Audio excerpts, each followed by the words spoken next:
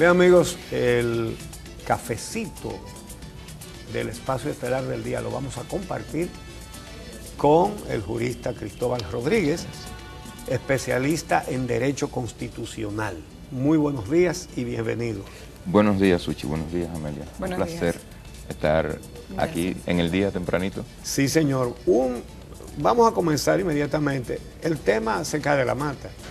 La elección de 4 nuevos jueces para la Suprema Corte de Justicia y de 5 con sus suplentes para el Tribunal Superior Electoral. Aunque la sociedad respiró cuando vio que no repitieron al Tribunal Superior Electoral, metieron cuadros políticos otra vez en uno y en otro órgano.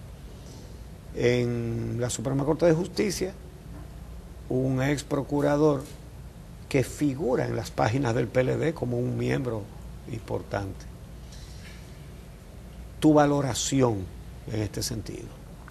Bueno, en el caso de las designaciones que se hicieron en la Suprema Corte de Justicia, vistas en su conjunto, yo me atrevería a decir el saldo de la labor del Consejo, en lo que tuvo que ver con la suplencia de las vacantes en la Suprema Corte de Justicia es positivo, el saldo. Sí, hay los jueces de carrera. Y quiero decir nombres, es decir, Reed Barrera, el profesor Alexis Reed es Reed. un juez inobjetable. Sí. Su carrera, su hoja de vida, su dedicación al trabajo es un testimonio que habla solo. Y también los demás jueces que vienen del sistema de carrera que fueron designados en la Suprema Corte de Justicia. No creo que haya... cada uno pudo haber tenido, hay gente que pudo haber tenido otras opciones de preferencia. Ahora de los 4 nuevos jueces de la Suprema Corte, los 3 de carrera, ninguno es penalista, pero el cuadro del partido sí lo es. En el caso del magistrado Ferrer se le ha objetado vinculación política. Yo he dicho, no es la primera vez que lo digo, en el último evento que hizo Finjus, el día de la sesión, de inicio de la sesión del Consejo, que inició la sesión del Consejo, yo decía, una persona que para acceder a un puesto en las altas cortes tenga que renunciar a un cargo de dirección en un partido político no debe ser designado, simple. Porque la vinculación política se presenta como un obstáculo de primer orden a la posibilidad de imparcialidad. Y él, por ser penalista, ¿debe ser integrado de inmediato a la sala penal o eso no tiene que ver? No tiene que ser integrado a la sala penal. De todas maneras tienen mayoría ahí, ¿eh? De hecho, las mayores necesidades de la Corte Suprema de Justicia están en este momento en la sala civil. Y ese es un elemento, digamos, adicional en favor de las designaciones de civilistas que se hicieron. Que son los 3 de carrera. En la sala civil hay aproximadamente 6.000 expedientes pendientes de fallo, es decir, 6.000 aproximadamente. ¿Y qué habían estado haciendo todo este tiempo? ¿A qué se debe esa situación? Hay un nivel importante de mora en la sala civil de la Suprema Corte de Justicia. La Suprema, que es la que debe darle el ejemplo a todos los demás tribunales. Por eso yo creo que es un gran respiro que una persona, que es otra decisión de la que se ha hablado poco, como el magistrado Raymond Herrera Carbucia haya sido designado a la presidencia de la Sala Civil de la Suprema Corte de Justicia. A ver, ¿cómo está conformada, Cristóbal, la Suprema Corte de Justicia, para que podamos entender en conjunto la importancia o no que puede tener designar el perfil de los jueces que fueron seleccionados? ¿Cómo funciona la Suprema Corte de Justicia y qué significa que se haya nombrado al magistrado Carbucia como suplente del presidente? Que no sé si es que eso no existía. Sí, es el primer vicepresidente. Y no sé si es que no existía, porque el Consejo dijo, hemos acogido las recomendaciones, como si eso no estuviera antes. No, mira qué pasa. La Suprema Corte de Justicia tiene 17 jueces. Esa es la estructura del Pleno, la composición del Pleno. Y el Pleno y la Suprema está dividida en salas especializadas. Una sala o cámara penal, que conoce las atribuciones penales de la Suprema Corte de Justicia, una sala de lo civil. Que es la que le toca la corrupción. Exacto, una sala de lo civil, no, pero no solo, ojo. Todo lo penal. En la sala civil se manejan cuestiones muy sensibles, solo que son menos escandalosas porque son del ámbito de lo privado.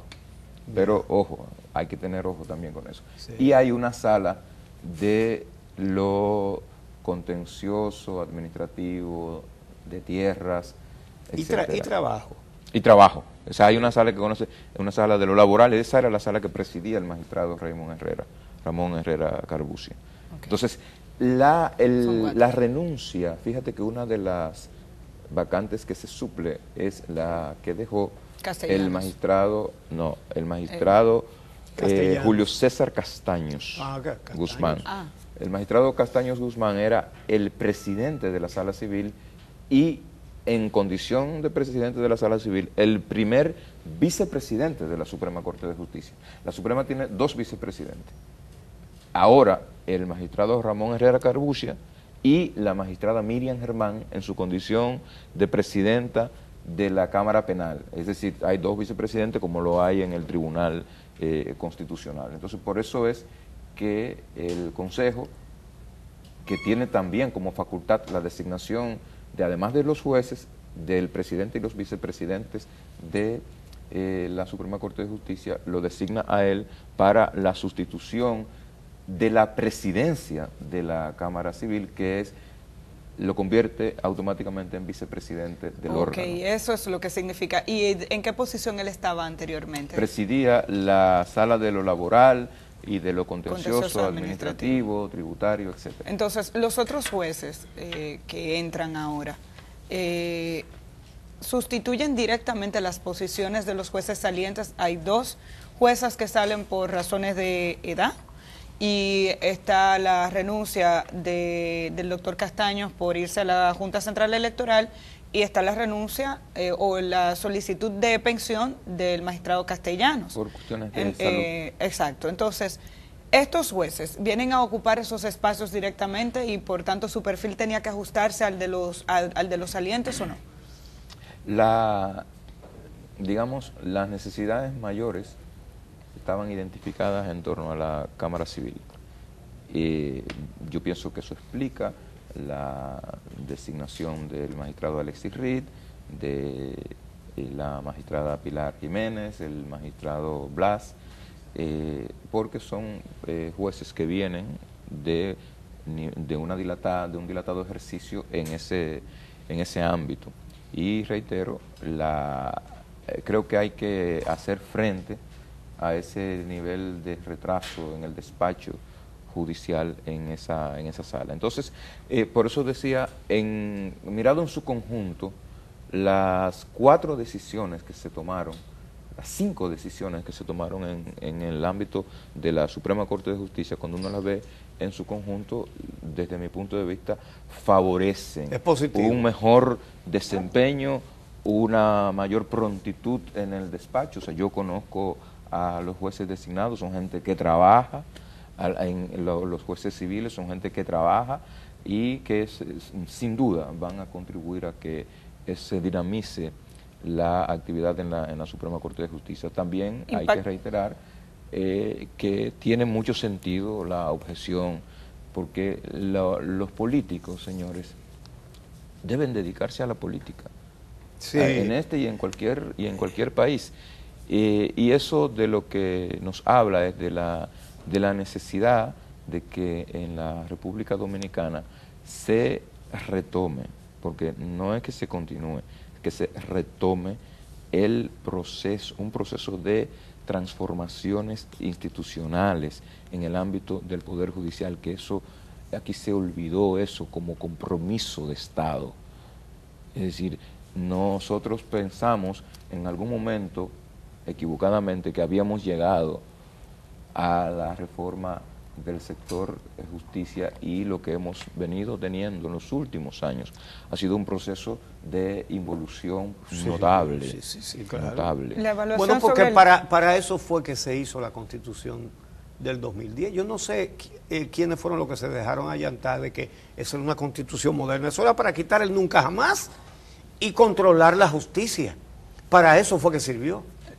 La Constitución del 2010 representó el punto de afianzamiento del retorno del control político partidario de la justicia. Bueno, varios jueces, entre ellos la jueza Isis Muñiz, se pronunciaron con relación incluso a la ausencia de un juez de carrera en el Consejo Nacional de la Magistratura, tomando en cuenta que se necesitaba la selección, por lo menos en la Suprema Corte de Justicia, de que de los tres cuartas partes fueran jueces de carrera.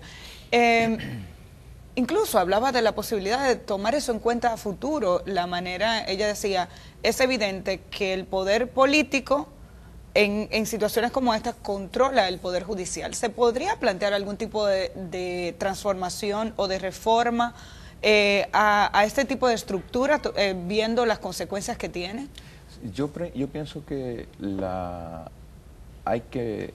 nosotros tenemos que abocarnos como sociedad en el corto, en el mediano plazo, y cuanto menos mediano mejor, a revisar una parte importante de las decisiones que se tomaron en la reforma constitucional del 2010 en el ámbito de la justicia. Esa es una. Es decir, yo fui quien propuso, en el contexto del debate en el año 2008 o 2009, una composición dual de la Suprema Corte de Justicia. Dual en el sentido de que la mayoría de los jueces proviniera del sistema de carrera y que se reservara una cuota minoritaria a magistrados de libre designación, con el objetivo de que la Corte Suprema de Justicia se aireara periódicamente, porque los órganos colegiados de administración de justicia tienden a la endogamia cuando no se reciclan periódicamente. Ahora bien, esa propuesta tenía como supuesto que la inamovilidad no estaba sujeta a la evaluación temporal que cada 7 años sobrevino en la reforma del 2010. Es decir, si tenemos evaluación cada 7 años, entonces no tiene sentido la permanencia de jueces que vengan de fuera del sistema de carrera, porque la evaluación cada 7 años permite el reciclaje.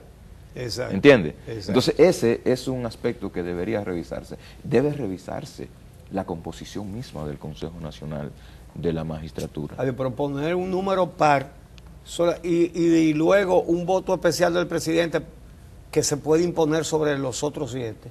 Sí, pero en el caso de la designación de los jueces, la regla del voto de calidad no opera, porque la propia ley del Consejo de la Magistratura... Yo sé, pero el hecho de que el presidente Fernández haya propiciado una reforma en la estructura del Consejo Nacional de la Magistratura, que en lugar de ser 7 sean 8, para que tuviera uno nombrado por él, que es el procurador, y que además si hay un empate 4-4, entonces decide él solito.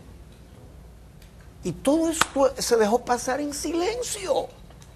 En la selección yo lo vivo recordando que aquí nosotros dijimos, pero han nombrado jueces políticos y nadie está... ¿Cómo es que no dicen nada y no se dijo nada más que aquí? En este programa sí lo dijimos. Sí, las reacciones vinieron tarde. Yo recuerdo de un comunicado muy fuerte de un sector importante del empresariado, formulando advertencias sobre el tema de la judicatura, la organicidad de la ley, del consejo, etcétera. Pero esas fueron reacciones tardías porque se advirtió. Aquí estuvimos casi 4 años discutiendo el proceso de la reforma de la Constitución, y en mi caso, de manera particular, en mi caso y en el de otros muchos, el tema de cómo iba a quedar la justicia, y se advirtió a tiempo.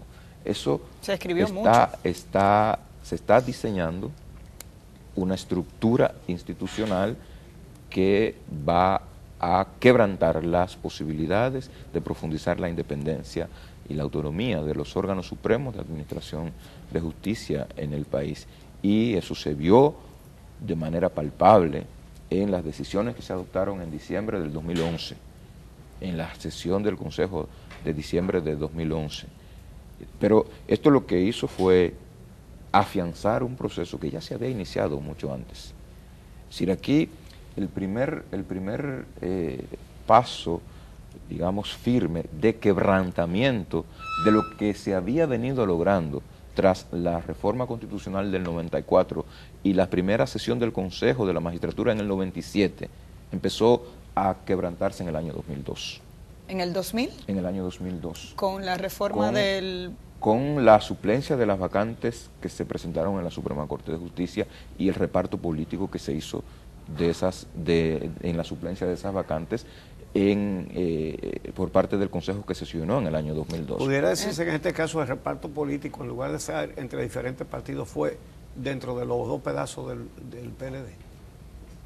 Porque el que nombraron en la Suprema Corte de Justicia es un hombre muy cercano a Radamés Jiménez, que decir Radamés Jiménez es decir Leonel Fernández. Sí, lo que pasa es que reparto propiamente no sé, porque se hicieron 4 designaciones. Entonces, parece que hay un político. El político es uno. Hay un político que, reitero, su condición se levanta como una objeción considerable. ¿Y el Tribunal Superior Electoral? No nos has dicho qué piensas. En el Tribunal Electoral, yo también quiero hablar de nombres, es decir, Román Jaques es un académico que se ha consagrado de manera casi sacerdotal, no de ayer, de hace muchos años, al cultivo de la disciplina electoral. O sea, yo doy testimonio de Román Jaques, el presidente del tribunal. O sea, yo recuerdo... Es decir, que tú esperas que sea un buen presidente. Él tiene todas las condiciones para ser un presidente excelente del Tribunal Superior Electoral. Eso pese a su vínculo político partidario. Y es una persona honesta. Es una persona que es decano de la Escuela de Derecho de la Universidad Católica de Santo Domingo. ¿Y esa vinculación a que se le atribuye? Yo desconozco vínculos de militancia o de dirigencia política en él. Tú estás hablando en base al trabajo que ha hecho. Y al conocimiento de él que tengo. O sea, yo puedo contar aquí un domingo por la mañana en una carretera de segunda en un pueblo de Barahona. Yo estaba quedado porque se nos pichó una goma.